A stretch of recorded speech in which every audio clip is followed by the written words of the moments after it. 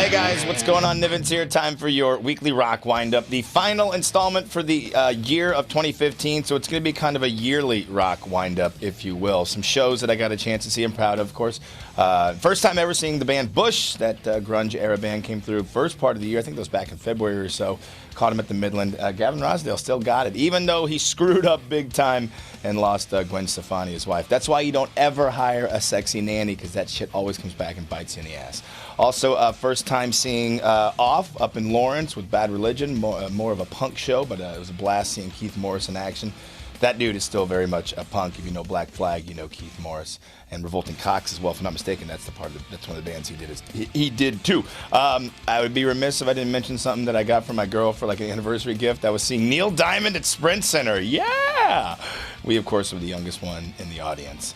And speaking of great shows at the Sprint Center, of course, Rush probably going to be putting it all up on the shelves. They are done out on the road. 40 years. It was a great show. And there was another band I saw at Sprint Center. It escapes my mind. It was completely sold out from the last year this time. They didn't come until August. If I remember who they are, I'll let you know about them. What else? Of Mice and Men. A lot of people, a big fan of those guys. Caught them at the Uptown Theater. Pretty interesting show. I kind of liked it. Still don't kind of get it. What else? Other notable things, of course, Rockfest. Some people felt like a little lackluster with Mr. Zombie, although the debut of homeboy Tech Nine definitely stole the show. Of course, Rockfest gets announced in February, and keep checking back with us as we'll be hinting some details here and there. What else? Albums we saw this year. Saw the Out of Nowhere return from Disturbed with Immortalized. Of course, hit number 1 on the Billboard charts, putting them in select company with only Metallica and Dave Matthews Band to have 5 albums all hit number 1. In fact, I think DMB holds the record with 6 in a row, if I'm not mistaken.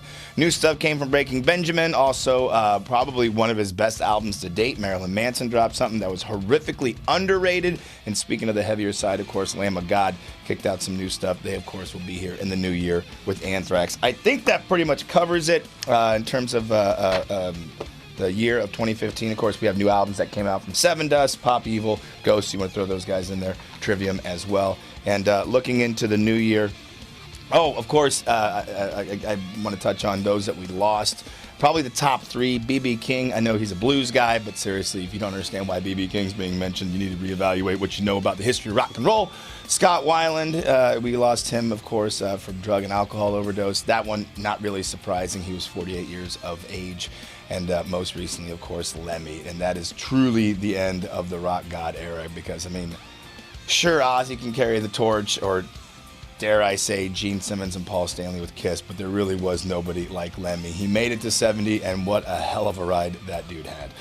In the new year, looking forward to seeing Black Sabbath at Sprint Center, as well as AC/DC and Tool with Primus. Of course, for all those shows, especially the Tool and Primus one that is completely sold out, go online, 989therock.com, try and register to win some tickets for that. And other than that, man, I'll see you in the new year at a shit ton of more shows, I'm sure, and of course, Rockfest, which takes place in May. I'm Nivens. Have a great new year. Talk to you in 2016. Peace.